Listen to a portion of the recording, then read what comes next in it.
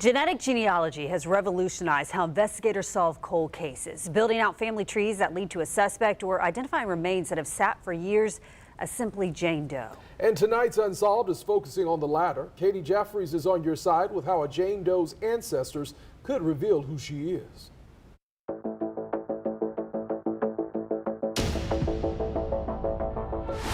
She is case number 754-93 at the Flagler County Sheriff's Office, a Jane Doe whose identity has remained unknown for more than 3 decades.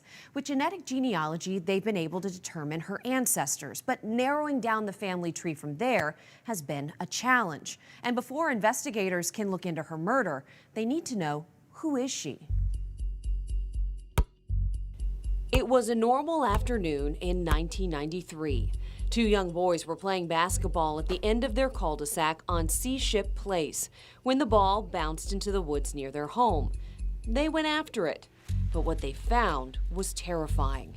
A dead body, down to just skeletal remains.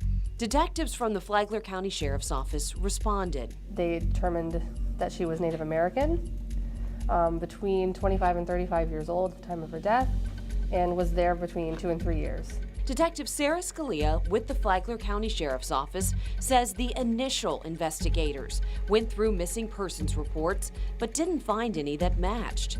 And that could be because her race was unclear. The first detective said she was Native American, but the medical examiner's report states she is white. But more recently, DNA testing has revealed both were wrong. She was actually African American. She died from blunt force trauma to the head.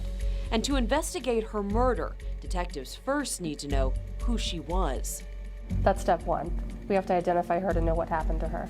This was the first facial recreation done in 1993. Detective Scalia says while it was done with good intentions, it isn't very accurate. So in reopening this case, the Flagler County Sheriff's Office asked one of the premier forensic artists in Florida, Autumn Crick, with the Palm Beach County Sheriff's Office to help with a new recreation using the information they had from DNA and the original skull. This, investigators believe, is a better representation of what she may have looked like. With still no leads on who she could be, Detective Scalia says she turned to genetic genealogy. And there, the trail started to heat up. DNA says she is a descendant of George Washington Coleman and Clarissa Minnick. The couple lived in the late 1800s. And then from there, we're going down the tree. So Clarissa and George had 12 children. Their 12 children had multiple children. So the branches of the tree are all over the place, spread out. Most of the Coleman-Minnick family are in the Aiken and Edgefield, South Carolina area, but some have branched out to Florida. Detective Scalia says the members of the family have been cooperative. She's been working with Danya Williams, a member of the Coleman-Minnick family and a co-owner of Genealogy Adventures, to help build out the family tree of more than 300 descendants and to see if anyone recognizes this woman. They don't know. They just simply don't know. The ones that we've spoken to, they have absolutely no idea who she is.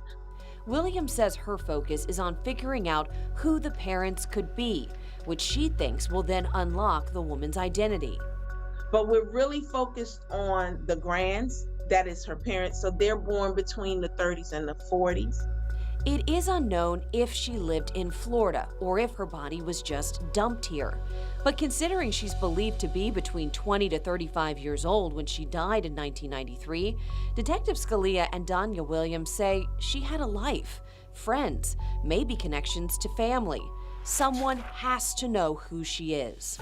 We wanted to put her to rest properly, and she wants to be found. Her ancestors want her to be found, and I think that it should be done. For now, her body remains at the medical examiner's office in Flagler County, waiting for the day she finally gets her name restored, and then the investigation into her murder can begin. I want to reconnect her with her family in whatever way I can do that, and then give the family some kind of resolution.